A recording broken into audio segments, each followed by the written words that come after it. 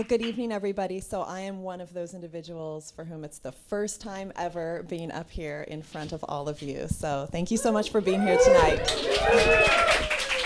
So I'm Deidre, and I am a professional dancer.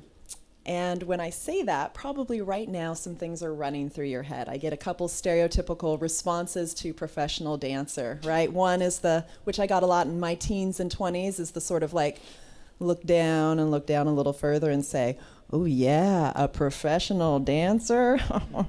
Right? Yeah. And then I have to explain, well, no, on the stage, of course, I'm not a lady of the night. Well, I am, but it's per performance, and I'm paid. Wait, that doesn't sound right. There's a velvet curtain. Oh no, it's not getting any better. Yes. Another thing that a response I get commonly is, oh, a professional dancer, do something. Yeah? And at this point I'm thinking, well, am I supposed to do a triple pirouette? What do you want to see? Well, what are your expectations? And I also find it funny because if I worked in another line of work, like if I was an accountant, you wouldn't say, do something, right? Do some math right now, really fast. And then the third response, which I quite like, is, oh, you're a professional dancer. That's so awesome. So am I. When I was 5, I took a ballet class for like 4 months. And I think, that's awesome. That's so awesome. But it'd be like if you were a doctor and I said, yeah, when I was a kid, I was so good at operation. We're like the same. So I've toured, I've danced on cruise ships, I've done all sorts of things. As Caitlin fantastically introduced earlier, what I do most is I'm a choreographer, and I actually create contemporary dance theater projects based on science. So I work with physicists and geologists and chemists and ecologists and botanists. Lots of ists. Lots of ists. That's kind of a qualification, I think. And so that's a really fun thing for me, is to bring dance and other disciplines together. I teach at a college. That also surprises people, like, oh, you're a dancer and you teach at college? Wow, I didn't know that required brain skills to be a dancer. So I also am a dance historian. And I teach dance history classes, and people are like, what, there's a history of dance? And I say, yes, it's like art history, but with bodies. So one time, and of course I could go on and on and on about dance history, because I love dance history. I love dance history, but I won't bore you. But one time I was teaching, and I was talking about Louis XIV. Have you heard of him? Louis XIV, Sun King, Versailles, right? I mean, seriously, we talked all week about Louis XIV, who was a big fan of ballet, I might add. In fact, he liked to be the star of all the performances. And you can imagine, of course, if Louis XIV is dancing on stage with you, you should be not quite as good as him, And it was said that when he retired from the stage, ballet technique increased exponentially overnight for some strange reason. So I was talking about Louis XIV one week, right?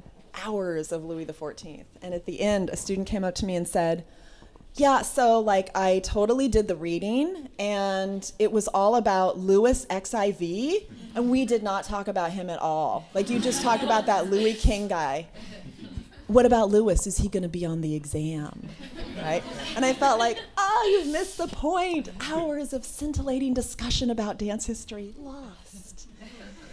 And inevitably, at the end of any semester, the one fact that anybody takes away from dance history is the tragic fate of Isadora Duncan, who was a pioneer of modern dance.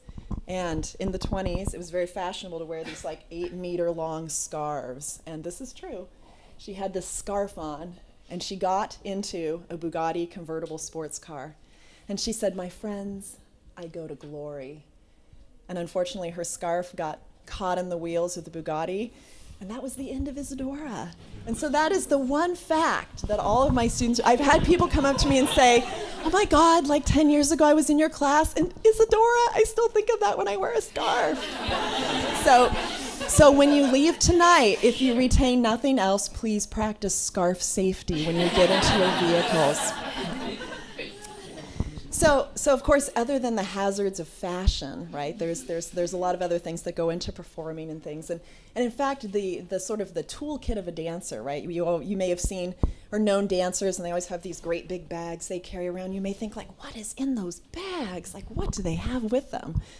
Butt glue. Yeah, I know. Think about that a minute. Like, what are you thinking about? I can't even imagine.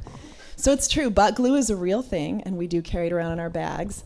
It replaced toupee tape as the dancer's tool of choice to make sure that our costumes stay in the right places when we get on stage, right? Because you don't want to be dancing around and then have a wedgie and you can't really do much with it, yeah? So butt glue, yeah, real thing. You've got a lot of lovely lambs that I've seen here in Ireland, all these sheep. So lamb's wool, another thing that we have. We use them to wrap our toes when we put on pointe shoes. So I always think like imagining these beautiful fields full of sheep, right? And they have great ambitions in their life. Like, I'm going to grow up and I'm going to be a sweater in the Aaron Sweater Market. Or I'm going to grow up and I'm going to be a ball of yarn. I'm going to grow up and I am going to support Natalia Osipova as she dances Swan Lake. And could be, you never know. Yeah. And then, of course, the last thing that dancers commonly have in their bags is, I hear you call it here, deep heat, right? Muscle rub, menthol. We call it Bengay or Tiger Balm in the States. So you always know when you're near a dancer because they have that sort of like mingled smell of sweat and menthol. Yeah. Pain and hard work after years and years.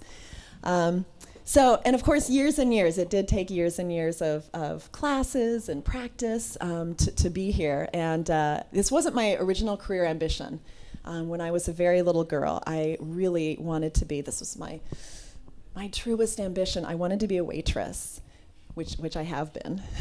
And so when I was like a little girl, I would practice putting on an apron, like putting a pencil behind my ear, and I'd have a little pad of paper, and I would take my family's order, like we'd go over to my grandparents' house, and everybody was there, and of course we were all eating the same thing, so it was a very easy menu to get down, but I'd be like, what are you having tonight? Let me write this down, right? Skills I had to practice. So when I graduated from college with my degree, and I told my family that I was going to be a professional dancer, they said, well, there's that childhood ambition realized.